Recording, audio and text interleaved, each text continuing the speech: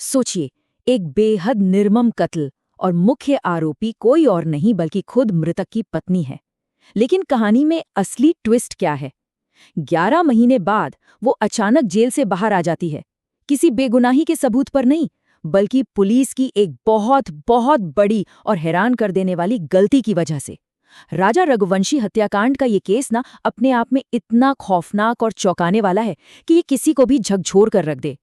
आज के इस विश्लेषण में हम इसी रोंगटे खड़े कर देने वाले विरोधाभास को समझेंगे कि आखिर इतना मजबूत केस अचानक पलट कैसे गया। अब सबसे बड़ा सवाल जो दिमाग में आता है वो ये है कि इतने हाई प्रोफाइल मर्डर केस में मुख्य आरोपी को आखिर जमानत मिल कैसे गई। मतलब एक ऐसा अपराध जहां कातिलों की तस्वीरें सीसीटीवी कैमरों से लेकर वहां मौजूद यूट्यूबर्स के कैमरे तक में कैद हो गई थीं। एक तरफ तो आपके पास सबूतों का पूरा पहाड़ है और दूसरी तरफ सिर्फ एक मामूली सी कागजी गलती। पूरे 11 महीने बीत जाने के बाद एक साधारण सी एडमिनिस्ट्रेटिव चूक ने इस पूरी कानूनी प्रक्रिया की दिशा ही 180 डिग्री घुमाकर रख दी। तो चलिए समझते हैं कि असल में हुआ क्या था। मेघालय पुलिस ने गिरफ्तारी के कागजात यानी अरेस्ट मेमो बनाते वक्त एक भयंकर टाइपिंग मिस्टेक कर दी। हत्या जैसे इतने संगीन मामले में भारतीय न्याय संहिता यानी बीएनएस की धारा 103(1) लगनी चाहिए थी, राइट? लेकिन उसकी जगह पुलिस ने क्या लगा दिया? धारा 403(1).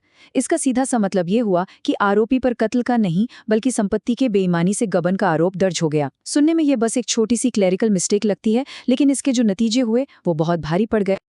और पुलिस की इसी एक गलती ने ना बचाव पक्ष के हाथ में एक बहुत बड़ा कानूनी हथियार थमा दिया। शिलोंग के एडिशनल डिस्ट्रिक्ट मजिस्ट्रेट की अदालत में लीगल एड कमेटी ने इसका पूरा फायदा उठाया। उनका सीधा सा तर्क था कि गलत धारा लगाने का मतलब है कि आरोपी को उसकी गिरफ्तारी का असली कारण बताया ही नहीं गया। और कोर्ट ने भी इस दलील को मान लिया, क्योंकि यह सीधे तौर पर संविधान के अनुच्छेद 22(1) के तहत दिए गए मौलिक अधिकारों का उल्लंघन है। मतलब पुलिस की एक साधारण सी टाइपिंग मिस्टेक ने एक बेहद मजबूत बचाव का रास्ता खोल दिया। वैसे बात सिर्फ एक गलत धारा तक रुकी नहीं थी। जब 2 जून 2025 को आरोपी सोनम को गाजीपुर कोर्ट में पेश किया गया, तो पुलिस के पास ऐसा कोई कागज नहीं था जिससे साबित हो कि उस वक्त आरोपी के पास कोई कानूनी सलाहकार मौजूद था। अब इसका क्या असर हुआ? इसका मतलब था कि वो अपने अधिकारों के उल्लंघन पर कोई आपत्ति दर्ज ही नहीं करवा सकी। फिर 11 महीने तक जेल में धीमी सुनवाई चलती रही और आखिरकार जमानत पर हुई चौथी सुनवाई में अदालत ने इन्हीं कमजोरियों को आधार बनाते हुए रिहाई का हुक्म सुना दिया। खैर, इन कानूनी दांव पेचों से थोड़ा बाहर निकलते हैं और जरा इस नंबर पर गौर करते हैं, 790। इस पूरे मामले को समझने के लिए ये आंकड़ा बहुत अहम है। मेघालय पुलिस ने जो चार्जशीट दायर की थी ना, वो पूरे 790 पन्नों की थी। तो सोचिए, एक तरफ वो सूखी सी तकनीकी कानूनी खामी है जिसकी वजह से जमानत मिले, और दूसरी तरफ इन 790 पन्नों में दर्ज एक बेहद ठंडे दिमाग से रची गई खौफनाक साजिश की सच्चाई। सच कहूं तो ये केस किसी भी एंगल से कमजोर तो बिल्कुल नहीं था। सच तो ये है कि पुलिस के पास पुख्ता सबूतों का पूरा अंबार लगा हुआ था। सीसीटीवी फुटेज, मोबाइल की तस्वीरें, होमस्टे के रिकॉर्ड्स, किराए पर ली गई स्कूटी के लॉग्स और कॉल डिटेल्स।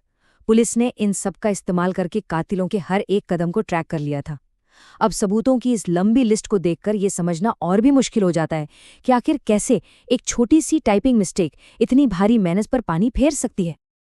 आइए अब मिलते हैं इस खौफनाक साजिश को अंजाम देने वाले मुख्य किरदारों से। मास्टरमाइंड खुद मृतक की पत्नी सोनम और उसका प्रेमी राज कुशवाहा।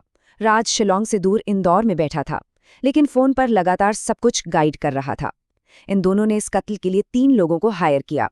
विशाल चौहान, जो कि मुख्य हिटमैन था, आकाश राजपूत, जिसे निगरानी का काम सौंपा गया था, और आनंद कुर्मी, जिसने अपनी आईडी देकर इस पूरी साजिश के लिए सिम कार्ड खरीदे थे। अगर हम इस पूरे घटनाक्रम को क्रम से देखें तो पता चलता है कि ये कितनी सोची समझी साजिश थी। 21 मई को गुवाहाटी में कत्ल की पहली कोशिश की गई, लेकिन शहर अनजान था, जगह पर बहुत भीड़-भाड़ थी, तो वो नाकाम रहे। फिर प्लान बदला गया। 22 मई को वो लोग अचानक मेघालय की तरफ मुड़ गए और आखिरकार 23 मई को सोहरा के करीब एक सेल्फी पॉइंट पर इस घातक वारदात को अंजाम दे ही दिया गया। सोहरा के उस सेल्फी पॉइंट पर जो हुआ वो वाकई रोंगटे खड़े कर देने वाला है। चार्जशीट के मुताबिक इसे बिल्कुल एक फिल्मी स्क्रिप्ट की तरह अंजाम दिया गया। स्टेप 1, सोनम सेल्फी लेने के बहाने राजा को उस खास जगह तक लेकर गई। स्टेप 2, वहां पहुंचते ही उसने हिटमैन विशाल को इशारा किया, जिसने पीछे से दाव यानी एक तरह की छोटी कुल्हाड़ी से जानलेवा वार किया। और स्टेप 3, हत्या के बाद उन सब ने मिलकर शव को उठाया और एक गहरी खाई में फेंक दिया। पता है इस पूरी वारदात का सबसे क्रूर हिस्सा क्या था?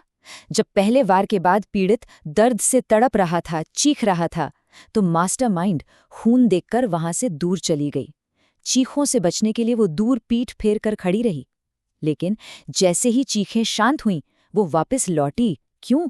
सिर्फ ये पक्का करने के लिए कि पीड़ित की मौत हो चुकी है या वो अब भी जिंदा है। ये एक डिटेल ही काफी है बताने के लिए कि इस पूरी साजिश में कितनी संवेदनहीनता शामिल थी। चलिए अब वापस आज की स्थिति पर आते हैं। ठीक है, जमानत तो मिल गई, लेकिन अदालत ने रिहाई के साथ कुछ बहुत सख्त शर्तें भी रखी हैं। 50,000 रुपए का बॉन्ड रखा गया, जो आरोपी के पिता देवी सिंह ने इंदौर से आकर भरा। इसके अलावा अदालत की परमिशन के बिना शिलोंग छोड़ने पर सख्त पाबंदी है। हर पेशी पर हाजिर होना जरूरी है और गवाहों या सबूतों से किसी भी तरह की छेड़छाड़ करने की सख्त मनाही है। लेकिन मुख्य आरोपी को मिली इस जमानत का एक रिपल इफेक्ट भी हो रहा है, जो बहुत क्रूशियल है। मास्टरमाइंड के बाहर आने के बाद अब बाकी के 4 सह आरोपी भी इसी कानूनी खामी का फायदा उठाकर राहत की मांग करने की तैयारी कर रहे हैं।